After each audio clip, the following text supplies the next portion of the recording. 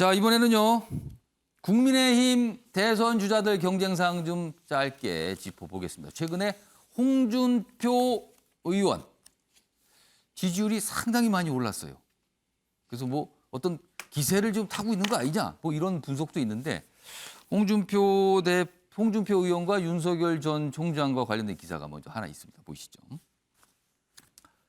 홍 후보 문제에 당이 말려들면 안 돼. 최근에 이 이른바 고발 사주 관련해서 이거 왜 당이 나서서 뭘 이렇게 얘기하고 그래요? 개인 문제인데 이런 반응이에요.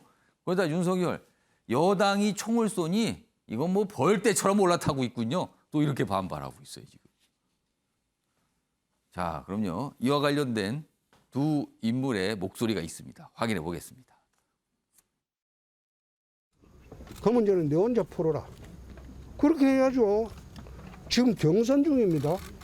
경선 중에 왜 당이 나서서 후보 개인의 문제를 당의 문제로 떠안느냐 이겁니다.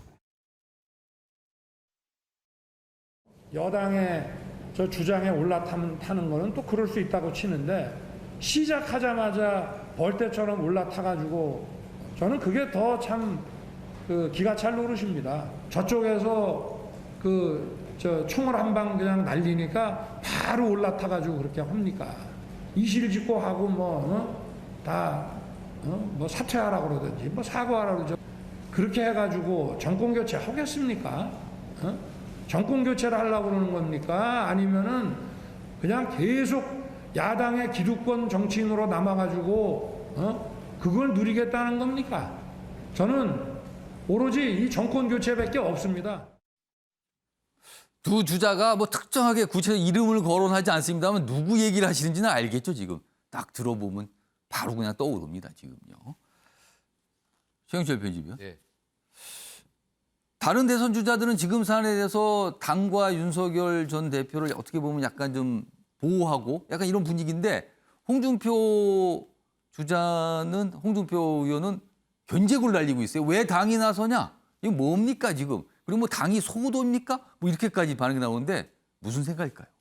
홍 의원은 이번 추석에서 골든 크로스를 이루지 못하면 자신 질 거라고 생각합니다.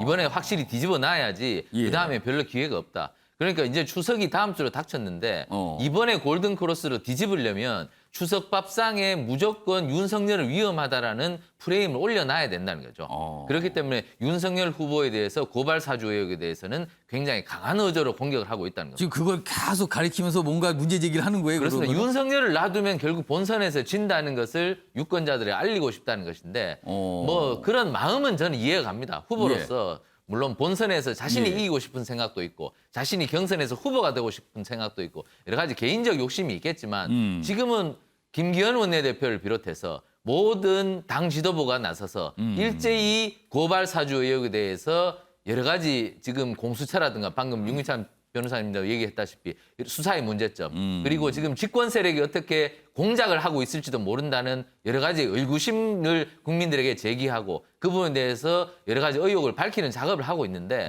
홍 의원도 지금 대선 주자이기 전에 당원이고 당 소속 국회의원입니다. 당이 일심동체로 나서서 어떤 문제에 대해서 대응을 하고 나섰을 때는 그 부분에 대해서 동참하는 노력도 필요하다. 일단 밖에서 들어온 불화살이 집안에 불을 일으켰는데 불부터 끄고 나서 집안에 어떻게 뭐 다른 일을 도모를 해야 될까지 저는 될 거지 않습니까? 저는 홍 의원이 이번에는 조금 어른스럽지 못한 행동이었다. 정치 매일 26년 한 사람이 경력 많다고 자랑을 많이 하시는데 이번에는 조금 아쉬운 부분이 있었다. 지금 당 안의 분란부터 잠재워야 된다. 당의 어른으로서 그러한 역할을 하시고 나서 그다음에 대선 주자들끼리 공정한 경선을 하면 된다. 저는 이런 순서를 먼저 지키시는 것이 필요하다고 봅니다.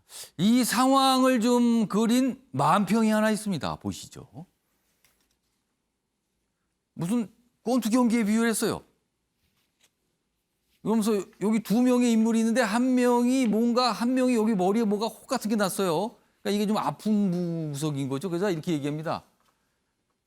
야, 이거 진단부터 받아야 되는 거 아니야? 음성인지 양성인지 이렇게 얘기합니다. 그러면서 이렇게 툭툭 쳐요.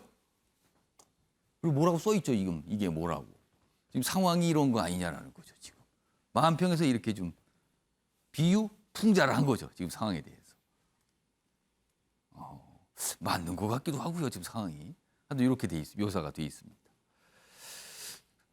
다음은요. 홍준표 의원이 이번엔 이재명 경기지사에게 뭐라고 얘기했고요. 거기서 반응이 나왔고요. 또 반응이 나왔고 뭐 이랬습니다. 지금 주말 동안에 있었는데 보시죠. 이거는 제목이 참 연령 제한이 있어야 될 제목 같기도 합니다. 이거는요. 홍준표 형수의 욕설 뭐 욕설했다. 그걸 또 다시 꺼냈어요. 그래서 이재명 측 이거 무슨 뭐 성폭행 자백범 또 이런 표현을 씁니다.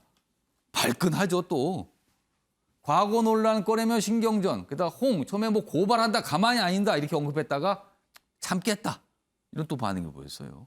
자 그럼 먼저 시작점이 됐죠. 홍준표 의원의 요 얘기부터 영상으로 확인해 보겠습니다. 보시죠. 쌍욕 프레임을 하고 막말 프레임하고 붙자. 그러면 누가 쌍욕하는 사람을 대통령으로 뽑을 수 있겠습니까?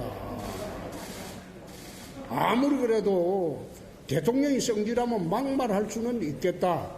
그런데 쌍욕하는 거는 그거는 대통령이 돼서 안 되죠. 자, 저렇게 얘기를 했어요. 그러자 반응이 나오는 거죠. 이 얘기 위에 있죠. 아래로 갑니다. 여기 이재명 캠프의 전용기 대변인. 무슨 자백범이 할 말은 아니지 않나 이렇게 쓴 거예요. 그러자 이 표현이 이제 논란이 된 거죠. 다음입니다. 발끈합니다. 홍준표 후보가. 가만 안 있는다. 이거 얘기한 아까 이 대변인 국회의원직 박탈되도록 엄중 책임 물을 것이다. 가만 안 있는다. 그러다가 하루가 지나서 자고 나서 다시 생각해 보니까 대응 안 하기로.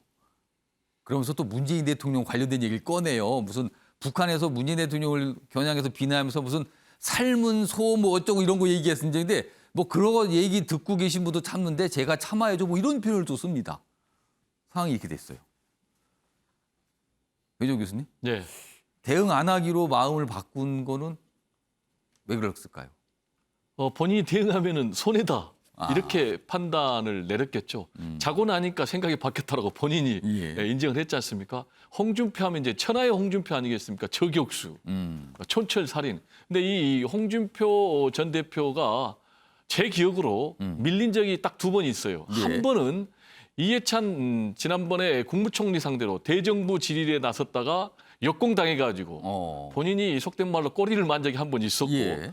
그리고 이번이 제가 볼 땐 또 처음인 것 같아요. 그러니까 두 번째 정도 아닌가 이렇게 좀 뭔가 철회한 왜냐하면 거는. 홍준표 전 대표 이 사이다 합법, 이 촌철살인을 당할 사람이 거의 없거든요. 근데 이제 왜 이렇게 본인의 입장을 좀 바꿨느냐? 아까 말씀드린 대로 경선 전략이 이재명 때리기로 정한 거예요. 예. 그래서 지금 계속해서 이재명과 대립각을 세워서 이재명 대 윤석열이 아니라 이재명 대 홍준표다. 예. 그래서 이제 본인이 내놓은 프레임이 형수 욕설 대 막말 프레임이에요. 왜냐하면 욕설이 막말보다 더 나쁜 거잖아요. 그래서 본인이 승리할 것이다라고 했는데 저쪽에서 성폭행 자백범 얘기하고 또 돼지발정지 얘기하고 장인 영감택 얘기하니까 야 이렇게 되면은 내가 같이 진흙탕 들어가서 결국은 손해겠다. 뭐 계속 해봐야 좋을 게 없다. 네, 그래서 주워 담는 것이 아닌가 이렇게 생각이 됩니다. 윤기찬 변호사, 여기서 좀 주목되는 거는 홍준표 의원이 먼저 이재명 지사 관련해서 뭔가 문제 제기를 하잖아요. 이런 지적을 하는데 반응이 세게 나왔다는 거예요. 이재명 후보 측으로부터.